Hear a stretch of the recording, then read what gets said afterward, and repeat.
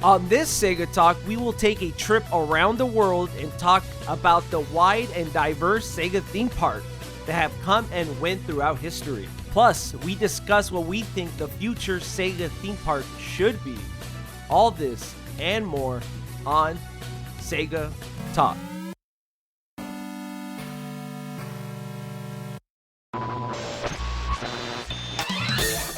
SEGA Bits presents SEGA Talk, a podcast talking all things SEGA! With your hosts, George and Barry. Look, it's a giant talking egg. I'm not talking to you. I'm talking to the master here. Say what? Hello and welcome to this thematic episode of SEGA Talk. I'm your host, George, and like always, with me is my co-host, Barry. I am waiting in line, waiting for the show to start. It says 85 more minutes, so I'm looking forward to finally seeing the show, hearing it. What do you think about lines like that when you go to these theme parks? Do you think that they should make the line sort of like an adventure? Like they should hire workers to come. Oh, and, I've got all act sorts it out? of opinions. Yeah, I've got all sorts of opinions online. So there's actually a really great documentary on theme park line systems. Oh, really? Yeah. It's there's a whole system and different systems they work out, and like a lot of they kind of play with your head. Like they'll tack on time so that when you get there, you're like, oh, it said an hour, but it only took 45 minutes. You know, like they do that intentionally to both stop people from lining up and then rewarding people. You know what I mean? So it's like there's a whole, they play head games with you. Yeah, but I always opt for the fast pass stuff, like walk right on. I'll gladly pay a little bit more just so I don't have to deal with that. But I've been on some good lines. I've been in some good entertaining lines. Any of the spooky stuff. What makes a good line? Like the people there, or is it something that the workers and the environment there cultivate? Different environments, interesting environments, audio and visual stuff that like tell the story. Little like videos playing constantly, showing like. I especially love the ones that show like fake video of like security camera footage of other parts of the ride. So you're like. I think one that did it really well was Back to the Future, the ride, where you would see Biff Tannen like breaking into the facility you're visiting, and you'd like see him running around on the security camera footage, and you're like, oh, he's there. There he is. And Star Wars, the Star Wars theme park does a really good job with that stuff too. It's like fun just to like, in fact, it sucks when they rush you through. Because you're on the Millennium Falcon and you're like, I just want to hang out in here for like 20 minutes. And they're like, you're ready for your ride. And you're like, oh, man. You know? So before we get more into talking about theme parks, which is obviously this episode's theme. Yes. Can you do a Patreon plug for the people at home that they love the plugs? They love the plugs. So, yeah, we are on Patreon. We've been on Patreon for many years. And we always appreciate people who support us there because that is the only way we make a penny on this show, and thankfully it's not a penny anymore, but we sure as heck would wish it was a bit more. And don't fret. We're not those types who are like we're gonna close up shop because we didn't make quota. But man, it would be nice to have a few more people supporting us there. So if you've listened to the show for a long time, you always hear the Patreon plugs. You never check it out. Check it out. We'd really appreciate it. So that's my plug. That's my plea. My plea plug. No message in the beginning of this episode? No, none. No messages for this one. But hey, if you support us on Patreon, typically, almost all the time, we ask for your memories. And I think in this case, it's kind of hard to get memories from people because we're talking about a lot of stuff that never happened. We're talking about a lot of stuff that we're so international that I honestly doubt any of our listeners were like alive in 1980 Japan, And, like yeah, or in France. I think we maybe have a couple of France, but like some of the French stuff, we'll get into it. But yeah. first, do you even like theme parks? I have a I do. They stress me out though. Planning for them is Right. very stressful. Especially when it comes to like Disney. Because outside of like the money you're dropping on it, it's the whole like making sure that you're all registered for all the like restaurants and experiences, and I was saying at the top of the show that you have all of your like fast passes all signed up, and then the morning of there's like a time that you need to jump on there and claim all of them. And I think I start to enjoy the theme park at about like 6 or 7 a.m., whatever that time is, the day of, because then like as soon as I know I'm going to go to all the restaurants I want to and I'm locked into all the rides, I'm good. But yeah, that's kind of me. And it sounds like I'm like a big like Disney theme park guy. And honestly, I went a handful of times as a kid just because I had family living in Florida. And for whatever reason, like I have gone to Disney like 3 times in the last like 7 years, which is a lot, I think, for most people.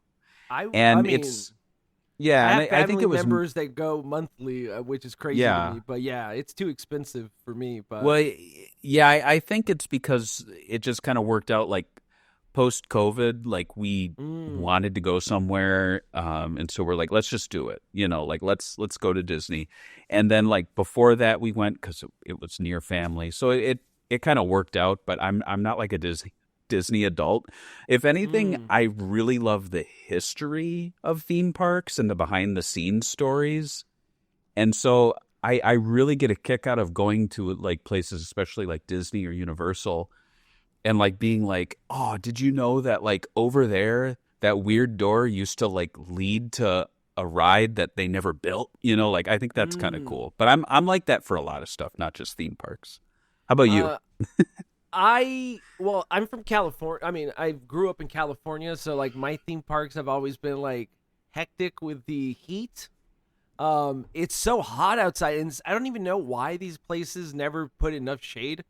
Disneyland is a lot better than Six Flags, for example, but I've never been that big. I think the last time I went to was Six Flags right after COVID because a bunch of people wanted to go that I knew. They're like, I'm tired of being at home. So the first day they opened, we went over there thinking no one was going to be there. It was so packed.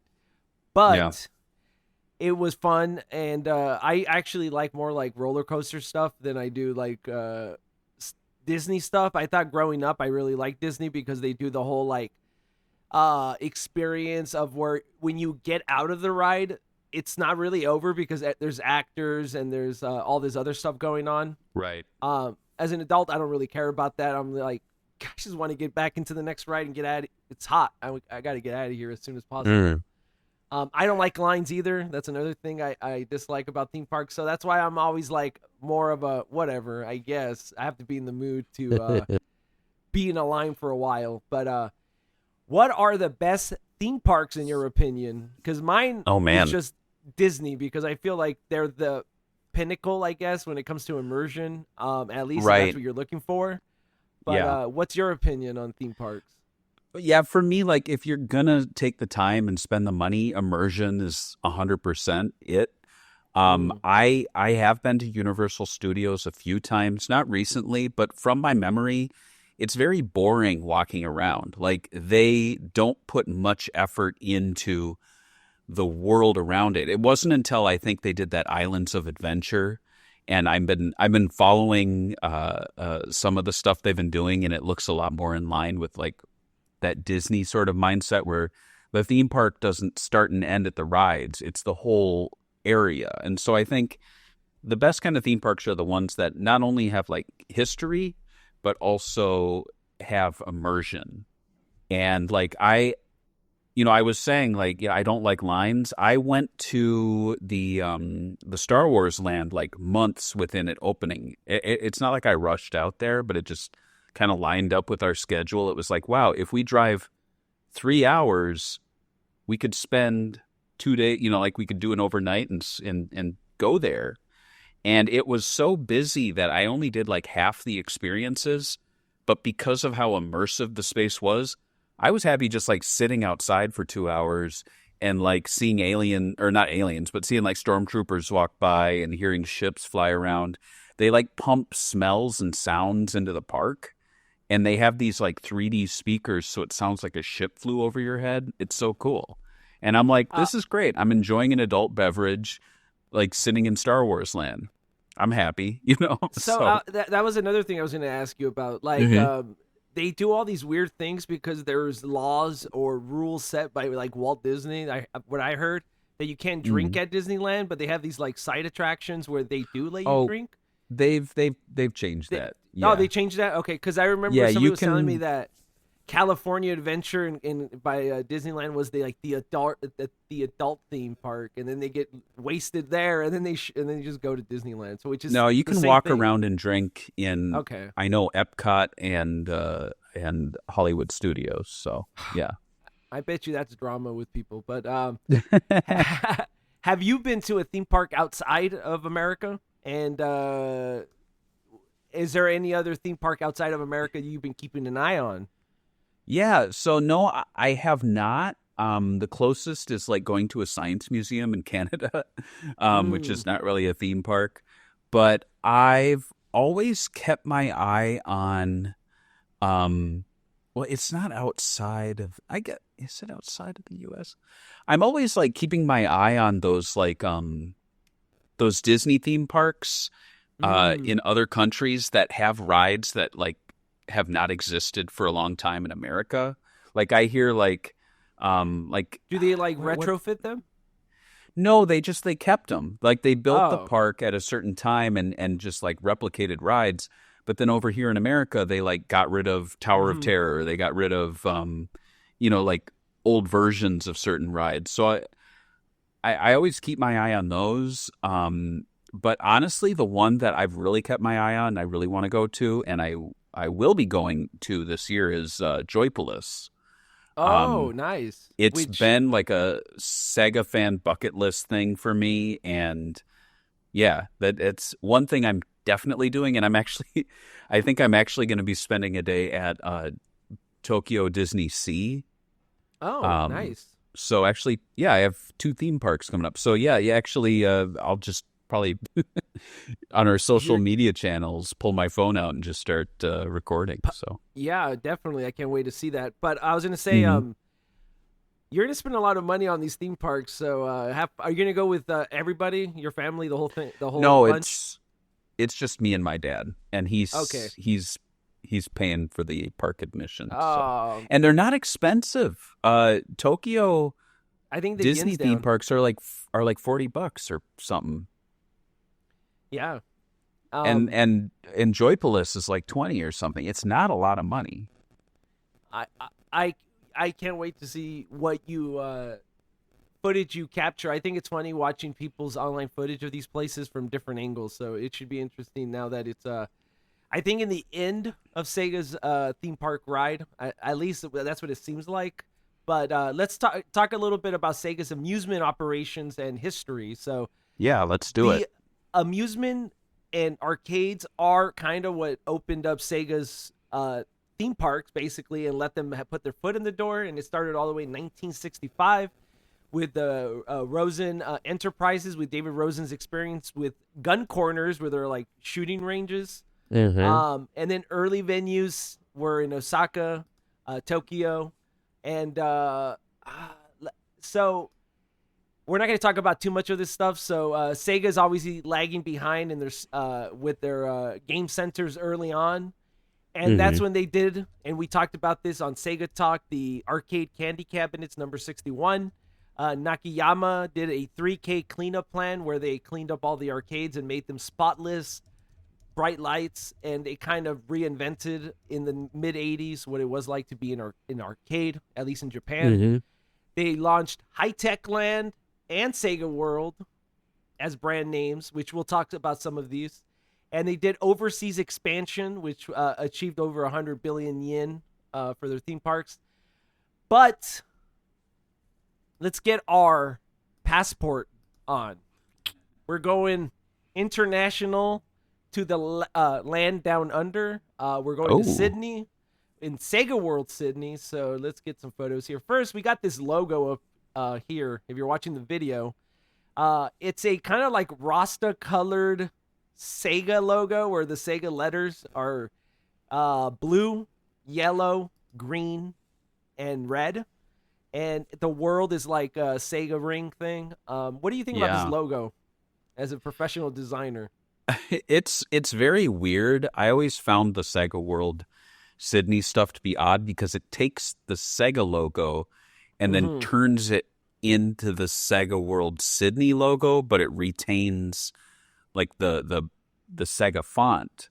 But it like the colors, like if I were like SEGA of Japan, it would bother me because I'm like, this is off brand, you know, like imagine if you made Pepsi World and you took the Pepsi logo and then like broke the letters apart and made them different colors. You're like, at that point, just choose a different font because it's so removed. I don't know. I'm not a big fan of their logo. What's that effect called from the 90s? The emboss, where they put that on there. Yeah, they apply a lot of Photoshop filters and it's something. I don't know. I don't like it. I don't like that each letter is a different color.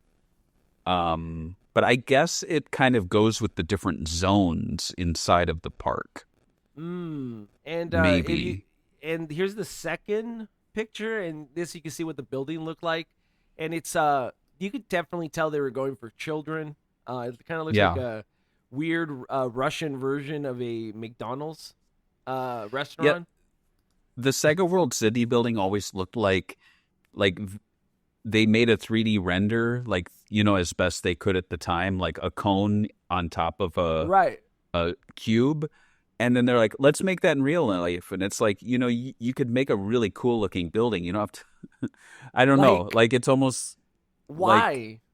I don't know. It's so dated and weird. And I'm sure I'm turning off a lot of SEGA Australian World people? Sydney fans. Yeah, but it's, I don't know. It's iconic, but it's not Sega iconic. Nothing of it screams Sega to me.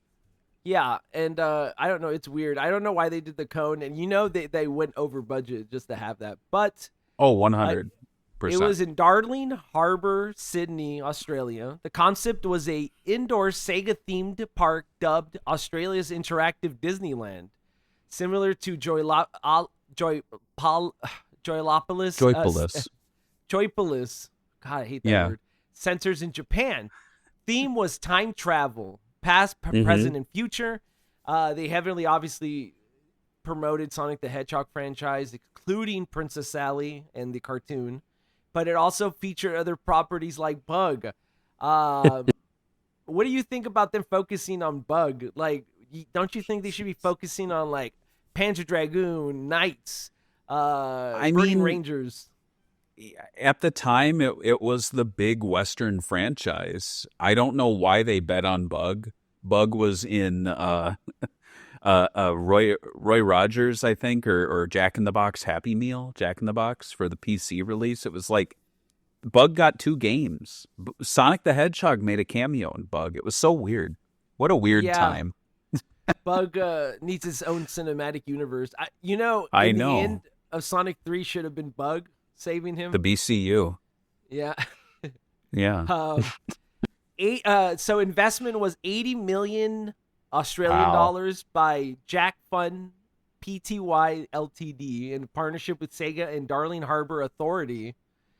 It was a 10,000 square meters, and the largest Sega park at the time contained 7 riding simulators, a food court, 200 plus arcade redemption machines, housed in a custom-built complex with a large blue cone on the roof. So iconic. It opened in 1997, which is kind of funny because I feel like that's when Sega spent so much money at the time. It was below attendance and suffered financial loss. Sega withdrew support in 1999, selling its shares to Jack Fund for 36 million Australian buckaroos. It closed in November 2000, and it actually tried to increase tourism during the Olympic. Did not work. Right here, we could see some merchandise.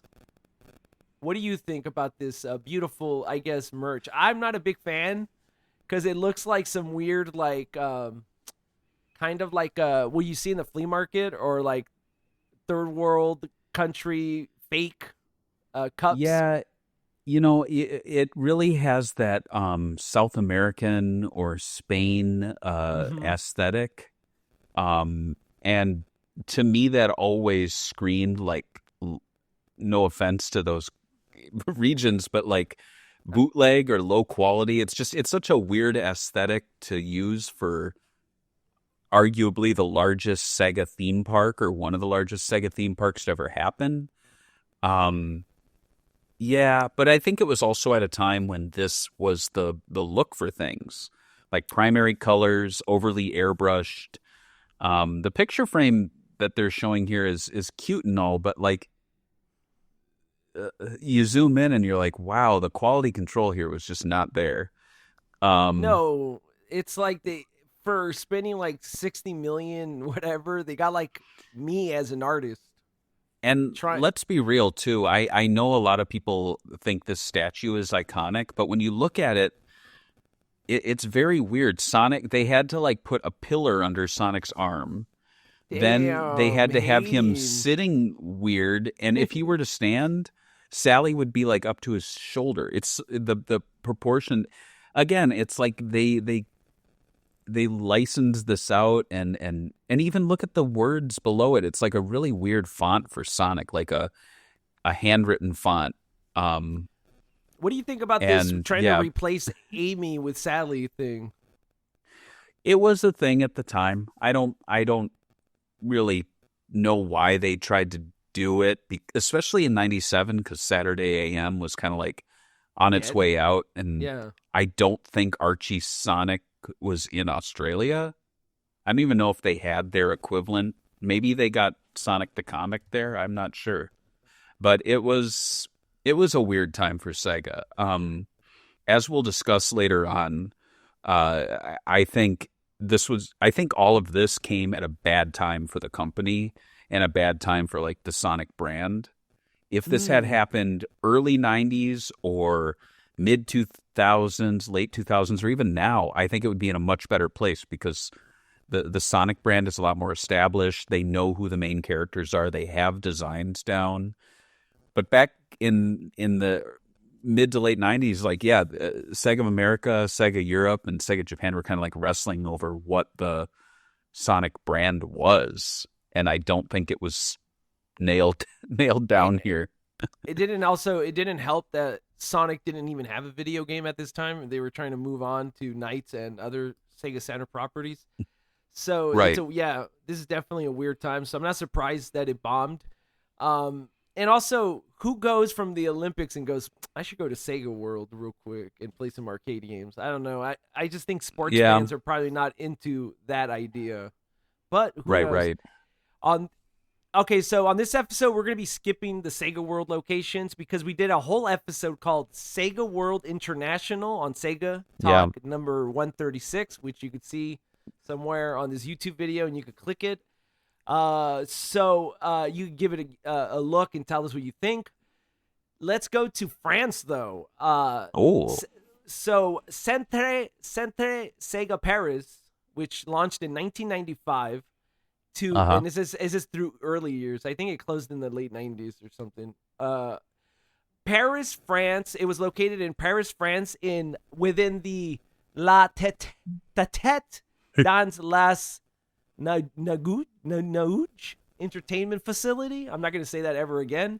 It was basically a part of a larger complex. You can see the picture here. It was literally next to a McDonald's.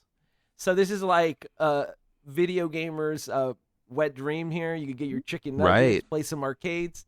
It had a bowling alley and a Micromania store, which I don't know what that is. I'm assuming that's some sort of like computer parts store or something. It opened in April 1995. It was removed within a few years. No longer a Sega arcade, an official one, but it still continues to operate according to the info I pulled out. And then there was another one in Amiens, France. This one's also the same as the other one above. It was basically in a mall next to a McDonald's. This one came before the Paris location.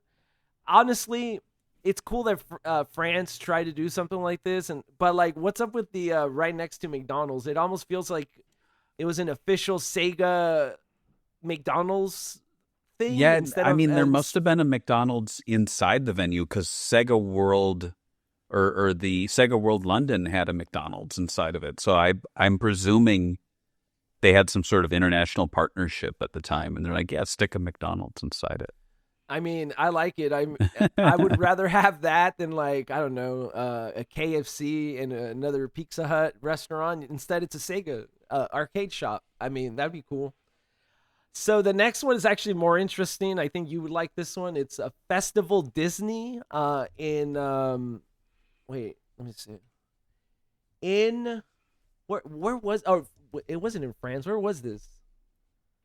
Was it in France? Okay. It was in France.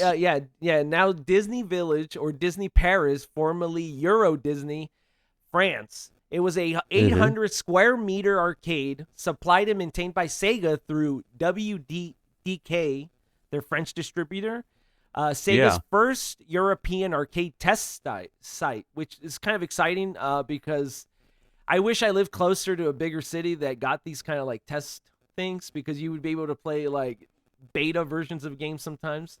It opened up in April 1992 along Euro Disney. Sega's role was to provide and maintain 220 coin-operated machines, including their famous simulator AS1, which only had a few locations you could play it at, and the R360.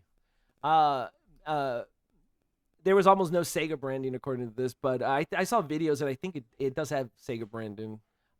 Maybe not in the place, but the arcade is all Sega machines. Part of Sega's expansion. It was part of Sega's expansion plans in Europe after their timeout chain sale in the U.S. So outside of that, there's a couple of clips we're going to watch, but anything you want to say about Festival Disney Arcade that was basically a non-branded Sega arcade? I like these concepts. I feel like I've almost been to ones like this where you go to an arcade like run by like Disney or some other theme park, and you're like, there's a strange amount of Sega arcade machines here, because we had one at the Mall of America in Minnesota, but it wasn't Sega. I think it was like Namco or something. They had a deal, and it wasn't a Namco arcade, but you would walk around and you're like, there's a lot of Namco stuff here, and I thought that was cool. I think this is a great way, at least at the time, for Sega to like make their mark but not go all in and like potentially lose a lot of money. I actually agree. I think that I wish they would do it more, like maybe do a contract with Disney now that Sega is kind of a hot property, and kind of have some of their game maybe brands there. Like it would be nice to have an arcade section where it's like Sega themed, but in a little building. Like, I don't know if the brand is popular enough to have its own Disneyland, but I guess we could discuss that later. But let's look at a feature here in the video with Sega Retro. There's a video showing off the AS1. It was such a big deal. I mean, we're not going to know what they say because we're not French, but Salut à tous. Vous êtes bien you can accrochés? play it Oui, tant mieux, parce que dans and quelques look at it. instants, ça va bouger I dans always tous les wanted to sens. go on Alors, one of âme these. sensible, fermez les It's yeux. so Vous êtes huge. Look, Eh bien, c'est un simulateur she looks like de vol. Les pilotes utilisent ce même a type Oompa d'appareil Loompa pour next to s'entraîner. it. Je vous propose Is that a une girl? petite visite guidée. Allez, Yeah, it's a French Oh, okay. boy, ici, girl. ce sont les pattes. I don't know. Comment She's ça in. rappelle, ça va? She's dressing like a tomboy, Allez, but she's a comprenez? girl, Yeah, I right? guess Like, so. yeah. Yeah, I feel like, Alors, c'est toi le pilote? yeah, I don't think any of these exist anymore. They can't. They just the Et ce qui est derrière toi, là? Look how big it The is. amount like, of- it's ridiculous. right, the amount of time and money and operation. I love that operating console though. Bon, bah, y a That's So, so like- cool. But Sega making something like this, like a new version of this for something like a Disneyland sort of arcade thing, would be pretty cool. you know what this looks exactly like? It looks like Star Tours. Oh, the one with the Star film that Wars. Yeah, it's the Star Wars motion simulator ride. Michael In Jackson fact, on it. yeah, look at that. But it's very interesting because it looks like there's gameplay elements, but it's also a ride. Right. But yeah, I guess if you want to experience this in the real world now, the best thing you can do is go to Disney and ride on Star Tours because it looks like 1-to-1, just minus the gameplay. Yeah, I'm waiting for Galloping Ghost to get this one. We'll see. But That'd yeah, be wild. that's the That's so cool. Sega AS1. So there's another video where it's like a hotel promo. It's only 15 seconds. It gives you a little more glimpse at what they were selling here. I'll play it now. Play the latest in video and computer games at the arcade. You too can Daytona. be a superhero. The AS1 Right. looks so cool. Look at that. It has smoke. Still Disney. It's the American scene coast to coast. And grill. Yeah. So, Yeah. what are your thoughts on the Festival Disney Arcade? I think it's cool. It was nice that they had a venue, at least for a short time, to showcase the AS1. It just makes me wonder what happened to all those. They're so big. There can't be any more. I There feel can't like, be. is there anyone that could even fix those hydraulics from the 90s like that? I don't think so. And like where even are they? Yeah, I'm looking here. I have a little One link was discovered in Ukraine. Wow. Well, hopefully it's good. I know there's a Yeah. I know there's a Sega retro article Yeah. where they show you where they're at, basically. Where they premiered at. So there's only a handful of locations you could ever play this. Right. So very interesting history at Sega. If anybody's ever played one, actually let us know. I think it's an interesting aspect of Sega history. For sure. So the next one we're going to talk about is SEGA Arena Taichung. This is in Japan. I think this is the only venue I got in Japan because there's so many venues in Japan. But this is It the says Sega. Taiwan. I did one that was in Taiwan, and then I took it out because it was in one. But maybe this is the Taiwan one. You're right. I was going to tell you about the logo. What do you think about the logo for Sega Arena? It's Virtua Fighter Kids, which is really Exactly. weird. Yes, that's exactly what it is. And you know what? I never liked the Virtual Fighter Kids branding all that much, so I was surprised that they used it. But Sega, it was a intermediate-sized game center and entertainment venue in Japan and formerly in Taiwan, larger than the standard Sega World Centers, but smaller than Joypolis. I can't. Every time I see that Joypolis, I can't. Every time I see that word, my brain's like, bro, I don't even know what that is. Target audience, broad range of customers, designed for family-friendly complexes. Which, I mean, if you see the logo, obvious. Here we in the back, you'll see some pictures of the Sega Arena place. It looks nice. It's obviously not just an arcade. It has a lot of money put into it. They often partnered with restaurants, shops, and other entertainment facilities. Content was varied. It was basically the decor and the arcade machines that drew people in.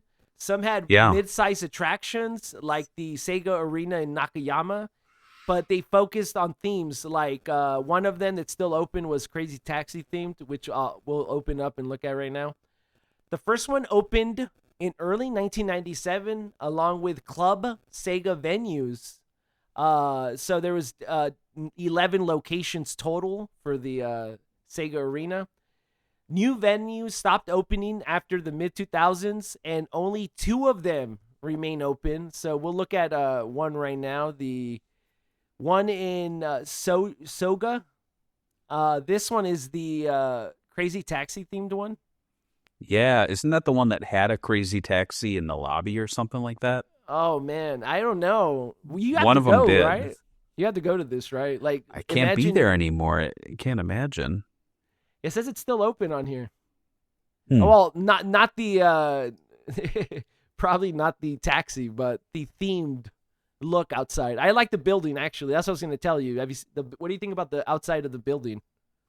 I think it's sweet. I like the look of it. Yeah, Yeah, for this is sure. probably the nicer looking building in my opinion. I like the sunset and all that. It's very Sega. And then the other one was in Nakama. And this one, I'm not really liking the look outside. It looks like kind of like a, I don't know, DVD store for clowns. What do you think? Yeah, I guess that's a good way to put it. A DVD store for clowns. I like the inside of it. I think the inside's really cool. Yeah, it has the green and yellow theme, jungle kind of vibe to it. Mm-hmm. And it looks clean. I always wonder, does it look this clean when you get in there, or is it just for photo op cleanness? That's a good question. We'll see. I guess you'll be doing a live review on some arcades when you go over there, so you'll be letting I'll the. do what I can. It's funny though because you think Japan, it's really easy to get around, and then it's like the equivalent of saying like, oh, I'm gonna be in Pennsylvania. Can I go to Ohio for a day? And it's like, no, you can't. Right. So yeah, I think Yeah. we all, at least they have a good public transportation system, so they got that going for them. Let's go to Dubai. I know. Do we human have rights, to? all those human Yeah. rights. I will say I was a little like, should I even talk about Dubai? But I'll be honest, I actually kind of like the Sega Republic theme park they have going on there. So here's the logo. I'm not a fan of the logo. It reminds me of like a soccer team. What do you think? A soccer 100%. club? So Yeah. not a big fan of that. But I really do think that the building has some cool aesthetics, and they put a lot of money into it. If you see this next pic, it's the building and what it looks like, and it has Sonic bumpers on it. And this was launched in 2009, and it lasted all the way to 2017. The location was a Dubai mall, and it was 76,000 square feet indoor theme park. It Wow. opened on August 21st in 2009, like I said. It has a large selection of redemption machines like you expect. Adventure, Cyber Pops. Oh, they had different zones. The Adventure, Cyber Pop, Speed, and Sports zones. Notably, it had the largest selection of redemption machines. And unlike other Sega parks, it primarily featured theme park attractions and not just Sega products. Key attractions included Half Pipe Cannon, Let's Go Jungle, Special Initial D Arcade Stage 4 Limited, Outrun SP SDX, Sonic Hopper, Spin Gear, Storm G, Wild Jungle, Wild Wing, Giant Slider, Laser Race, Laser Rays. Laser, is that really how it is? Oh yeah, you're right. think. I didn't see Laser the other Rays. E. No, I Laser like Race. I like to imagine you going there and go, I want to go on Lazaraz. They're like, what are you talking about? What are you talking about? Robotnik? What's that? An X clone? It's like Cyclone with an X. Yeah, why? I don't know. It closed on June 1st, 2017, due to license expirations by Sega, so they couldn't use the name and franchises. They basically moved it to Desertland Park Orlando. Is that what it is? Oh, some attractions were moved to Desert Park Orlando. Yeah. Okay, I didn't know that. That's actually kind of cool, but yeah. What do you think about this Dubai park? Well, all of these are so interesting because it's like they put so much time and money and effort into them, and they're so, I don't want to say disposable, but they come and go so quickly. I mean, not just these, but like even like Disney's attempts. We had one year in Chicago, and I think it came and went in the time that I like visited for the first time and then moved here, and it was like, well, you couldn't stay open for like more than 5 years. Like, what's going on? And it makes me wonder, like, is this like is the process of building one of these so quick and easy that it really is not painful to close it? Or is this like dozens and dozens of really painful closures on Sega's part where it's like they really thought this would stand the test of time? And that's why I was saying like some of my favorite theme parks are the ones with history, because like full well Disney World and Disneyland are not closing. That's not going to happen. There's not going to be a time when they go, well, Disney World, like I think a meteorite's going to hit the Earth before a Disney park, like the two main ones, close. And it's just wild to me. Meanwhile, like Sega's attempts, all these dozens of attempts, and they just like, like it's almost like, why try? And I think that's why we're at the point we're at right now with Sega, when it's like, I'm sad that they've left this sort of business, but I'm also kind of happy, because it's like, geez, how many failures you're going to have before you really have to have like a come to Jesus moment or something. I know, and I just picked some of the parks that I found interesting. There's so many parks that I like don't even have pictures, don't even have any. They're like, it opened and it came and went in less than a year. No one took a picture. No one knows what it is. So yeah, it's interesting. I will say that it's cool that they had one in Dubai. I mean, outside, I don't really like Dubai. I've never been there. I don't know anything about Dubai, but they put a lot of money into this, so I do like the design, and I think this is something that Sega could learn from if they ever open one, I don't know, stateside, on how to theme, because I think it looks really cool that they themed it. But I want to show you these two other pictures, picture 12 and 13. There's, did I post the picture? I don't think I even sent you the pictures that I'm looking at. If you go to the Republic Sega Retro site, there's these two menus. They look like, it's like the map of the building, but they look like Sonic levels in a way.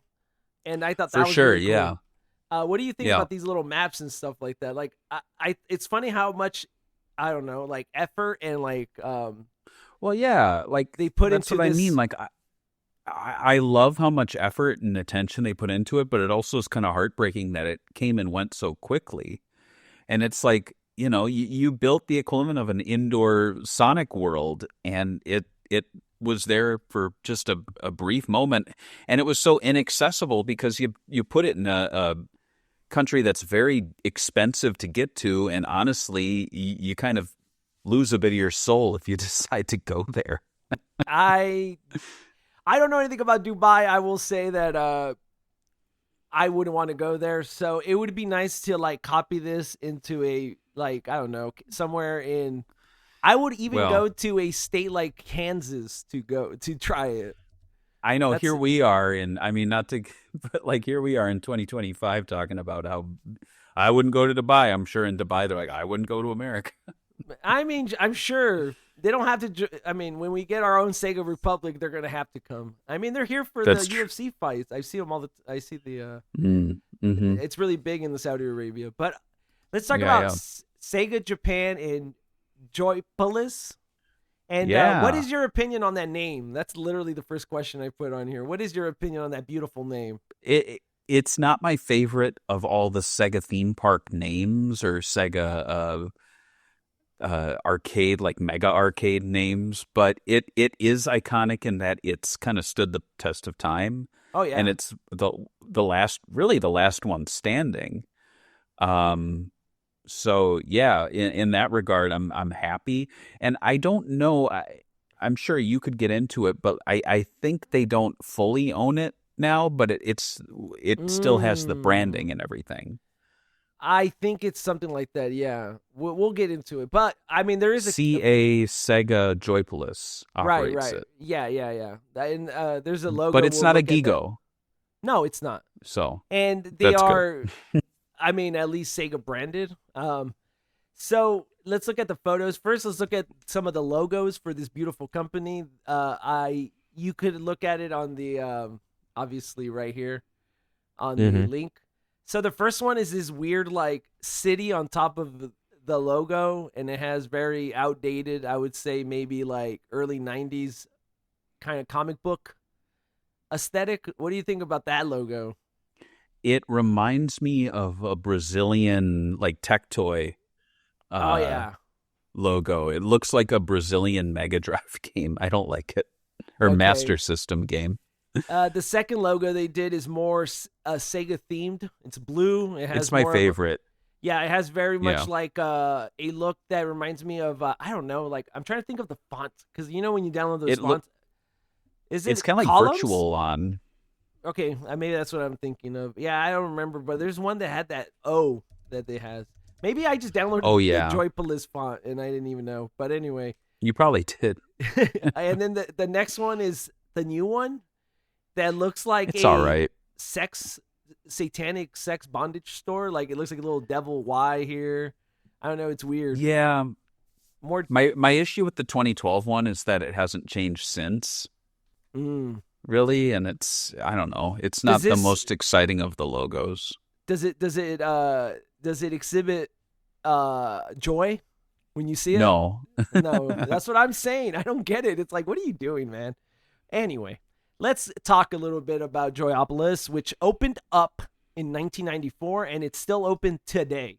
The concept is a chain of indoor amusement-themed parks created by Sega, but operated by SEGA Joypolis, themed around futurism and video games. So let's look at the logo real quick of the company SEGA or CA, is it CA? I don't know. Regardless, SEGA Joypolis. What do you think about the logo on here? It kind of looks like a recycle, like a Sega recycle sign. Because it's does, an S yeah, sideways. It's an interesting logo. You don't get that many companies carrying the Sega logo without a Sega logo. So Right. I think that's kind of cool. But yeah, it is like a joint Japan-China situation, though I am glad it carries the Sega name. Right.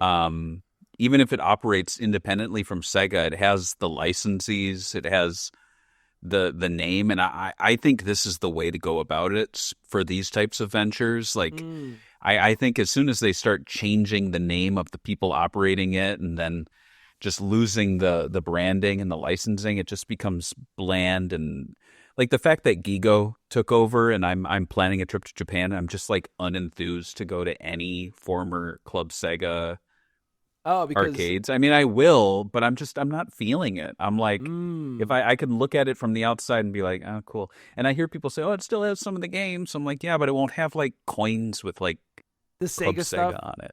You know, yeah. Even I'm disappointed when I play Yakuza. I'm like, why do you update it? And I appreciate Yakuza because you get to see like the history of Sega in a way through the game. Yeah. And then you get to now, and it's like, oh, it's not Club Sega anymore, and it's a little disappointing, but it is what it is. Right. It evolved from Sega's vision to expand beyond video games into the entertainment industry. Started with smaller Galbo locations, and then they did flagship openings.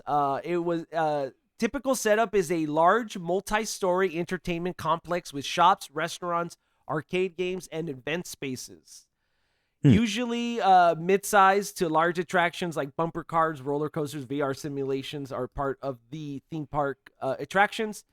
They expanded, obviously, worldwide to other indoor locations like SEGA World London and SEGA. Well, those are in Joypolis. I wouldn't consider those expansions, but would you consider them part of Joypolis? Because I do. When I did read them, they did say they were inspired by Joypolis. It's the concept. Yeah, it's the Right. concept like reimagined. Yeah, because I know GameWorks, we're not talking about that. I think that could be its own episode, but that was like Sega could. teaming with DreamWorks, I think. Something like that, yeah. And they essentially were like kind of like Joypolis, but not with the big ticket games. Like it had the feeling of bigness. I went to a GameWorks a few times and they didn't have like those big VR rides or anything. If anything, it was like Disney Quest, which I did go to once in Orlando and I loved it. And I really am sad that they had one in Chicago and I never got to go. But yeah. So this is the baby that led to the other locations we talked about. So the challenges was basically managerial problems, cash flow issues, and financial pressures from Sega that led to closure and downsizing of many of its parks. So as you can see here, there was 1, 2, 3, 4, 5, 6, 7, 8 locations that have closed, and there's 3 that remain. The oldest one is from 1996 in Tokyo, and then there's in Shanghai and stuff. That seems like China, right? So it's like there's literally only one in Japan, technically. Wow. Yeah. Yeah, that Joypolis VR Shibuya. I wonder what happened in 2020 to close that after 2 years of being in operation. It couldn't be the fact that you like shared headsets with people. Right. You know, that really killed VR for a lot of places, I feel. I'm starting to see it come back, but man, yeah. When they VR, they were doing those VR kind of like interactive room things. Have you ever seen those? Like where you put a VR set and you act like you're on top of a stick and someone's like moving it? I've done one where you have the mobile one where the backpack is your battery pack and you freely move in a space. And they have walls and guardrails and like things you stand on that move, and it's absolutely amazing. It's so wild. And I think the company that was doing it went bankrupt. I think they lied to Disney, who they had licenses for, about their cash flow. And when Disney found out they were lying, they pulled the license. But I did the Vader VR game, and that was so cool. Oh, I mean, nice. yeah, it was. You could smell it, like it smelled like you could. It smelled like metal and like fire. And you would like, I walked up to a wall and I could see my hands in the game, and I touched the wall in the game and there was a real wall in front of me. And I'm like, this is crazy. This is so weird.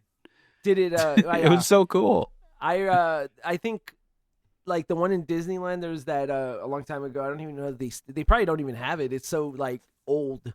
The Honey, We Shrunk the Audience. I think we talked about it before. That was the only VR that's one gone. where I was like, that was crazy. Like, I just thought it was amazing at the time how they got the whole 5D feel and the water and the spraying effect. And all that. Yeah. So, cool. you know, I mean, I feel like that's going to be making a comeback. There is a Sony theme park actually near me.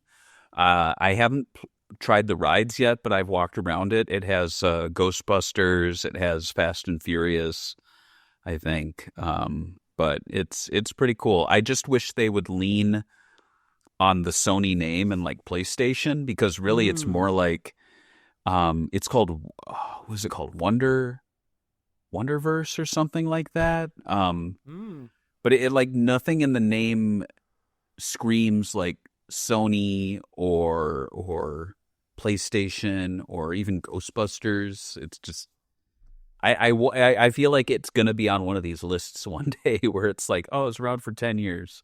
Yeah. You know, let's go to the land of the free. You ever been to a place called America, the USA? Have you ever? You're been living to in it, buddy. Have you ever been to a place called SEGA VirtuaLand USA? Which launched I'd love in to. 1993 and closed in late 1990s. Sorry, Barry, so you can't go to it. But it was in a Luxor Hotel in Las Vegas, USA. Nothing ever good happens in Las Vegas, but this was the last time something good happened to Vegas. It opened in 1993, which was considered a national holiday still over there in Vegas. They still talk about it. They're like, oh, remember the VirtuaLand, the SEGA VirtuaLand in 93? Sorry. It was a large, high-profile amusement center described as the first in a plan of 100 VirtuaLand centers in the U.S. The plans were obviously abandoned since most of you guys never heard of it. It was 20,000 square feet, which is rather large. It had coin-operated arcade, larger mid-size attractions, including the AS1 motion simulator with our boy Michael Jackson, the R360, and Virtual Formula. Is that right? So it was Egyptian themed with Sega branding. What do you think about that? Like adding a weird, I feel like that's someone in the hotel. Like, that's such a Las Vegas thing. They're like, we got to make it Egyptian themed. Like, everything there is Egyptian themed. The Caesar, like, everyone wants to copy it. I don't get it. What do you think that's why they did it? I think it's because Vegas was trying to be like this like gem of the desert. And, they look at the pyramids in the desert and like, you think about like the money, the gold within the pyramids. So I think they were playing off all of that. And I think so. Yeah, I think so too. I think this could have been better themed. I don't know. I don't really I feel like think it's fitting. You called it VirtuaLand, and it's Egyptian theme. It's like, bro, you're going backwards here. This VirtuaLand's like the future, not you're going back. But plans for obviously VirtuaLands were abandoned. Sega focused on other amusement theme parks, including Sega City Arcades and GameWorks, which was a joint venture with DreamWorks and Universal Studios. They declined and stopped managing the facility around 1998. They were then rebranded as Games of the Gods, losing the Sega branding. What do you think about that? Games of the Gods or VirtuaLand? Yeah. Reportedly closed permanently around 2009, along with all the nearby attractions. And I think it's just like the sign of the times, my dude. But go on. You're gonna say something to break my heart? No, I'm getting ready to watch these weird videos. So I have a couple of videos here. First, we're gonna watch the Sega VirtuaLand preview. It starts at about 2 minutes in the in this video. Let me just get the video to look good on the. I get that the hotel itself is Egypt themed. I just think it was a mistake to continue that, like, kind of with the either Sega stands out. I can't really tell. Was the Sega I was going to arcade play it. Sorry, I didn't know if actually? you were playing it. I just started playing it. Sorry, my bad. No, Yeah. go ahead. Yeah. Go ahead and say what you were saying. Well, was the arcade painstakingly removed Egypt artifacts from the entrance of It was the King's whole tomb. thing was Egypt themed, but it looked like they had a section called like a look into the future, and it was the VirtuaLand Oh. arcade. The ancient Egyptians What a believed weird. that Yeah, the that doesn't really past work. Right. So that's that. I And then we love have- the logo. I love welcome to VirtuaLand. I love that. Oh yeah, that's the. Hey, somebody has I would- that thing, that sign, right? Somebody has it out there. Well, yeah, I'd gladly commission some Temu or whatever to make just that little welcome to VirtuaLand. That's really cool. I love that. But I think the concept is weak. To be like, it's an Egypt themed hotel. How do we fit this in? Oh, it's like time travel to the future. I'm like, we're living in the future. Like, what? Yeah. Here's another. So in the beginning, you can see the big Egypt statue in this video, but I want to go to like maybe 155. It shows you the motel that you could buy. You can tell me what you think about this motel after he shows it. After the motel, it's the Sega stuff. So let me just lower down the volume a little bit. All right. Don't be shy. Come on in, I'll show you. This is Oh, the one of more than rooms? 200 jacuzzi Yeah. suites the hotel 200. offers. There are more than 2,500 That's rooms not bad. altogether, and No. they're all done in an Egyptian motif, right down to the bed, to the headboards. to the So that's pyramid-style the lamps chair and you the sit in while your hieroglyphics wife that and another decorate the man are in walls. the bed, The rooms right? range in price from $59 I like it. You right watch to them. $500, and because Or the all bed. seals That's the on pool. one of You the four you all sides sit of this in pyramid, afterwards. They all come with a view of Las Vegas. Nice. I mean, this place is ancient Egypt, right down to the soap and the shampoo they give you. Just take a look at that, will you? There's hieroglyphics Oh on my the God. soap. I remember when they Basically, the view mass-produced when you come out your door soap in China is the atrium. back in Egypt days. Here's the Sega arcade. Oh, look at him. He doesn't know it. Oh my God. He just goes Oh on. my God. What a lucky guy. High-tech video playground where you can fly an F-14 simulator like this one. Believe me, That's G-Lock, right? the Yeah, it looks like experience is G-Lock. Pretty realistic. I like that logo. I think that's kind of Believe me, you don't cool. want to try that if you're Yeah. prone to seasickness. It's very, like, But come with me now shiny, to the theater of time. Looks I mean, this is bedazzled. like walking into a movie set. And then the Theater it of should be. Time. It Yeah. was designed by the creator of Close Encounters of the Third Kind. Interesting. When you walk Yeah. through this So that's basically the Sega thing already. But what do you think about the Vegas? It's cool to see them in these like video, like that video from 8 News Now, the website is so high quality for it coming out in 1993. It's crazy. I wish more news It's stations. got to be like the raw video. Yeah, I wish more news stations uploaded their stuff like that. It's so cool. What do you think? Would you have been to the Vegas hotel theme park? If I was a kid and I knew of it, I'd push for my parents to stay at that hotel just so I could go to VirtuaLand, and it would probably be like a highlight of my life. But course. looking back on it, I think it was kind of the fact that it existed for like 5 years. Yeah, and like also that whole that theater of time, is like gone. You put all this time and energy and money into it, and then like Sega stops managing it like 5 years later. Have you been to Vegas before? No, I haven't. So I've been around the area in the state and other cities. Man, they're putting so much money into nonsense over there because of the gambling money that they print. It's ridiculous. Some of the stuff you're like, oh, you're like in a really bad neighborhood, but there's like this weird piece of art that like costs a lot of money to put up. I don't know. It's crazy over there.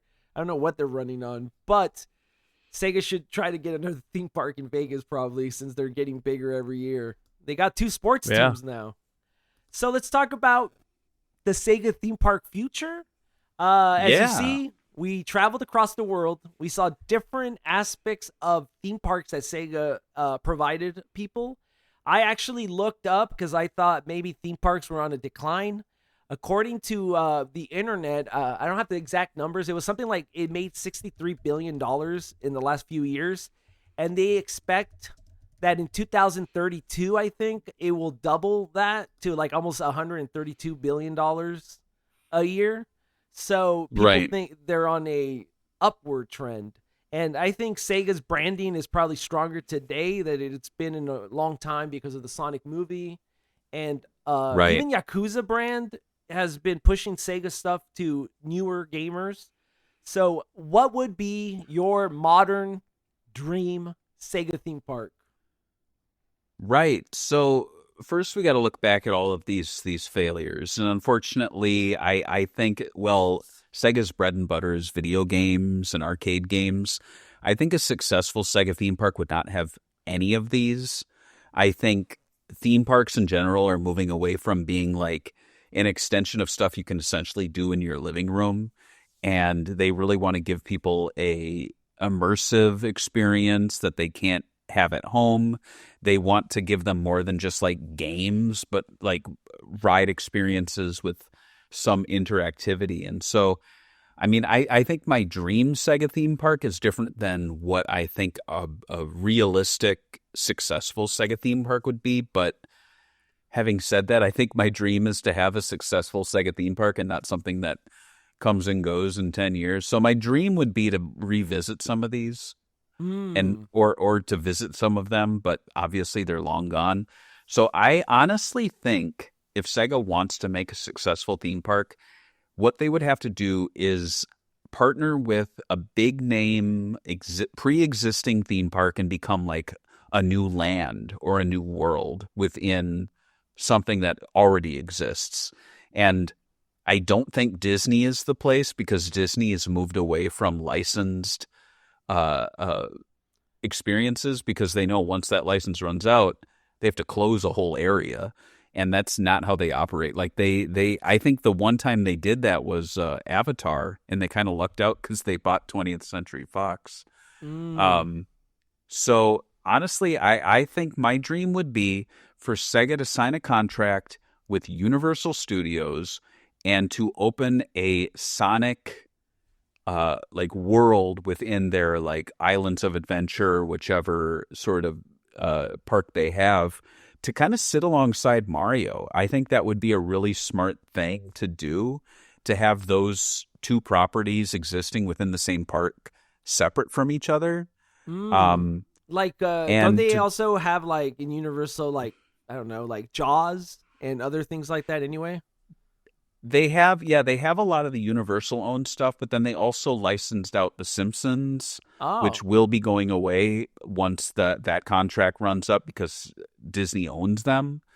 They also have Marvel, but it's the like comic book versions, and this is because of an ongoing contract they've had. I don't know if that contract is ever actually going to end, so it's possible that will forever be there, but to go one step further, I think it would be really smart to actually create a land based on the Sonic movie. And I think so too. I've already like envisioned it. It would be like a very small like city street that looks like you're in Green Hills, Montana. And then there's a ring portal. And this would be because they have portals at these Universal islands. I know Mario has one where you enter a sewer pipe. And so this would be like, so you're walking and you could have a few experiences. You could have a mini arcade to like give a little like throwback to the Sega of the past with a few games.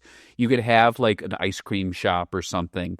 But then you enter this ring portal and it would take you to the Green Hills zone we see at the beginning of the Sonic movie.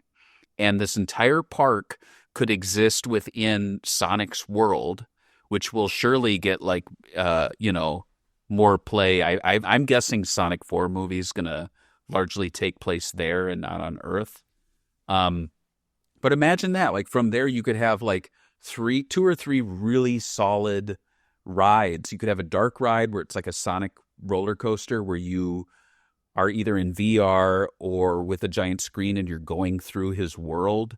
You could have like an Eggman themed one where you're like, I don't know, like the sky's kind of the limit. And then you can have character interaction area. And then you could have a restaurant that serves chili dogs. It's like perfect.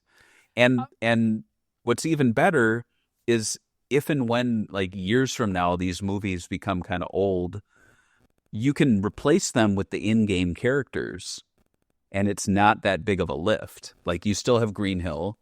You still got everything. You just kind of alter the rides and do an update to make it in line with the current Sonic. But yeah, that I've been thinking ever since this episode was picked, I've been thinking about that a lot. And that's what I really think would be extremely successful, especially considering I think the Sonic movies are going to be like, what, $1 billion franchise eventually? Soon, like if soon. Not already. Yeah, I think they're so already like, basically it. And the thing is, though, you would need a licensing deal with both Sega and Paramount because they do own aspects or elements to those movies. But, like, let's be honest, like, Paramount's not running theme parks anymore, so I think they would be up for it. And do it soon, because imagine if you could get Jim Carrey as Eggman for, like, one of these rides. Like, that would be epic to, like, have him immortalized in, like, a theme park ride. Oh, I thought you meant like have him work there every day and like cheer people in. I'm like, all right, if he wants to work there, he could, but no, but like one of my favorite rides is the Rise of the Resistance one at Hollywood Studios, and it's so cool like to see these actors who at the time were like, they just made the I think they made the first or second sequel trilogy movie. And now looking back, I'm already nostalgic. I'm like, oh my gosh, look, it's Oscar Isaac, like from like 10 years ago, and so just imagine that if you got Jim Carrey and like Agent Stone to like be in like a ride video or something or a ride experience. And like 15 years from now, you'd still see him. I don't know. That's kind of fun. I actually agree with you. I thought Universal is probably the best because of how they have all these other franchises. Obviously, if I had to have my dream one, it would just be this ridiculous, like, oh, you go into, it's like a Disney, but all my favorite franchises, which is super dumb because no one's going to be like, Phantasy Star Online? Yeah, the lobby, I remember that. And then I'm going to walk around the lobby. You see, no one. That's why, like you said, like, what's my dream? My dream one's obviously like more than just Sonic. But at the end of the day, there's not going to be a successful Sega theme park that has anything but Sonic. Like, I love Virtua Fighter, but it's niche. when it comes to the general public. No, the fact that's why a lot of these places have closed. Like remember one of them was like, oh, we're gonna have a Virtua Cop statue. I think that was a GameWorks, and it's like that's cool, but like the general public does not know who the Virtua Cop like characters are. They're not memorable. They're not iconic. Or they're not gonna be going to a theme park because of them either. Or my other question for you was, do you think now that Sega kind of push their branding on cinemas and TV and are not tied to a console, that it makes them kind of, or at least their own console, that it makes them kind of more popular as a brand? Because I've heard a lot of people are like, well, they don't have a console, but I'm thinking to myself, would people even go to a theme park that's Sony or Xbox themed? Like, are their brands even that popular enough to get the mainstream audience? Yeah, that's a good point, because I mean, because they're not tied to a console, they appear everywhere. I remember arguing with people at the time. They're like, why does Sonic need to have a racing game? We already have Mario Kart 8. And I'm like, dude, Mario Kart 8 is not on any other platform except Nintendo. Right. Like Sonic is more, even if Mario Kart 8 is a more popular game, I'd guess. Oh, it's very popular. Sonic is everywhere. Mm-hmm. Like Sonic games, Sonic racing games. Like I know Mario's big, but I feel like Sonic's a little bigger.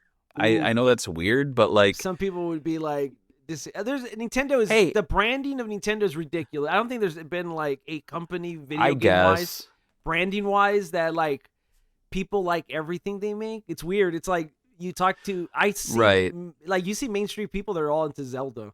Maybe Nintendo's the only one that could get it done, maybe? I think there's something to be said, though, that Sonic can be found in more places. Like, I agree with that. When you go to Target, you can find him in any video game platform aisle. You can find his movies. Like, Mario only has, like, really one right now. And Sonic's pumped out 3, and the 4th one's on the way. Like, I know the Mario movies are insanely successful, and the Mario theme park is, and I don't think it's a competition anymore.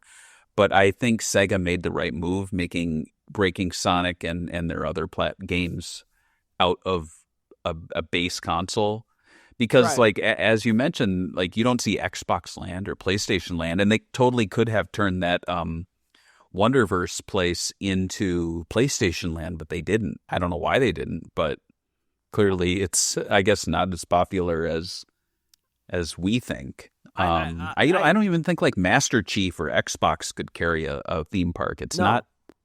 And like I think Nintendo has they're lucky to have like family oriented properties that open themselves up to theme parks compared to Xbox and PlayStation. It's like no one's going to be like, oh yes, the Last of Us theme park. Let me get my little kid in here, give him a rifle, and let him shoot random people. No. Right. So outside of that, what do you think about adding like theme parks to their other purchase companies? Like, do you think any of these other ones, like Technosoft, too niche, they're not going to do it. Atlas and Rovio, though, maybe. I know that little kids love Angry Birds for some reason. I'm not a fan, but like, I'm actually shocked at how like my nephews are like, oh, they watched the Angry Bird movie, and I'm like, there is an Angry Bird movie? I didn't know that. I could see like Sega licensing out Angry Birds for like a single ride at a park, or an Angry Birds roller coaster or something. I don't think it could carry its own land or theme park, but there's definitely something there. So I could see them doing that. As far as Atlas, I could see them doing like smaller experiences in Japan, maybe like a Persona restaurant, not like a pop-up, but like a like permanent one that stays there and changes with the games and has characters from the game. Like I can't see Atlas having their own thing, but Persona itself, at least is big enough there, to carry that. But definitely. Angry Birds Land, I don't know. Yeah, I don't know about an Angry Birds Land. Definitely the franchise itself could draw people in for like a ride or two. Persona, definitely like a themed like restaurant that's like changes with each game, since each game has its own color theme. It would be interesting to see them like pop it blue and black or whatever, and it looks like Persona 3, and then Persona 4, and then Right. each game has menus. I think that in 5, it's you live in a coffee shop. It could be a coffee shop kind of thing. Well, they Yeah. made a really big theme park for Yakuza. It's called the Country of Japan. It's pretty yeah. cool. Like they have this whole history where there's like backstory to the Yakuza, and like there's like people there that are called Japanese, just like Kazuma is. It's pretty cool. What? They exist? Yeah. Whoa. Yeah, and they all are in character, so you can like approach them. It's pretty fun. And my last one, do you think the Sega brand name still has the same vibes as it did back in the 90s, or you think this is something that like you could look back, but it's like we've changed so much and the Sega branding is so different that you need to change the times? Yeah, I think back in the day, Sega truly felt like their name could carry parks and arcades and theme parks, and I don't think that was the case, unfortunately. You note like Joypolis is their most successful one, and they dropped the Sega name from it since 2012. Yeah. Whereas with Nintendo, it's like Nintendo Land theme park. Like, unfortunately, Nintendo has a lot more value behind it as a name. Whereas with Sega, it's almost kind of like what Star Wars is to Lucasfilm. Like, you don't see Lucasfilm Land, you see Star Wars Galaxy's Edge. And I don't think we're going to see any more Sega Lands or Sega theme parks. We're going to see a Sonic theme park, or we're going to see like a Sonic Land. Right. I agree with that. It's just not going to happen for Sega, unfortunately. And I know they're doing this big push now with like the new energy, new era, where they're trying to bring back all these IP, and it's going to work out well for them, I think, but it's not going to make Sega. I don't think Sega was ever at that point. I think they tried and failed many times throughout the 90s and 2000s to make it relevant. And had we seen a lot of these continue to stay open, then it would have proved that it did have value, but I don't think it did, unfortunately. I think it's funny that you said that like Nintendo could do it, but like I've noticed that Nintendo at this era was so conservative, and I think that's probably why they made them more like be able to survive as a console manufacturer for so long, because they're so conservative in what they spend money on. While Sega's like, we're gonna open up 100 virtual lands by the end of the year, and it's like, what the hell? That's ridiculous. Right. I think Sega did too much, and I think they burned through any of that possibility that their name could carry with it. And I mean, you even look at the consoles they attach it to. Like, they were not all successes. The Master System wasn't, outside of South America. The Genesis wasn't, outside of a brief time in the 90s. The Saturn wasn't. The Dreamcast, like, I nothing carrying the Sega name really was, like, on levels of Disney or even, like, Nintendo Land or anything. So, at least as far as talking about theme parks, I don't think Sega ever had a future. Right. They failed consistently. Yeah, I agree. And I will say one thing about it is that also one of the drawing focal points of getting people to come into these theme parks was for them to sell arcade machines and maintain these arcade machines. And the arcade era is over, so they would have to definitely be, like you said, a theme park that focus on rides and doing a immersive experience for the kiddos. So that's all I have to say about Sega theme parks around the world for today. Anything you want to add before we close it up? The only thing I'll really add is that we have the next SEGA Talk coming up is going to be the conclusion of Sega accessories. It's been a while, but I think we stopped after Genesis, so it's going to be Saturn, Dreamcast, and present day, and we're going to take a look at, I think the idea was like the best, the most obscure, and the weirdest, or something like that. Right. So we'll revisit that. That was fun. And then beyond that, we're going to be having some Patreon picks. And like I mentioned at the top, like, you support us on Patreon, especially at our picker tiers, and you get to tell us what to cover. So I'm looking forward to whatever is planned from those guys. But yeah, that'll do it from me. And that's all on this episode of SEGA Talk. Bye. Bye.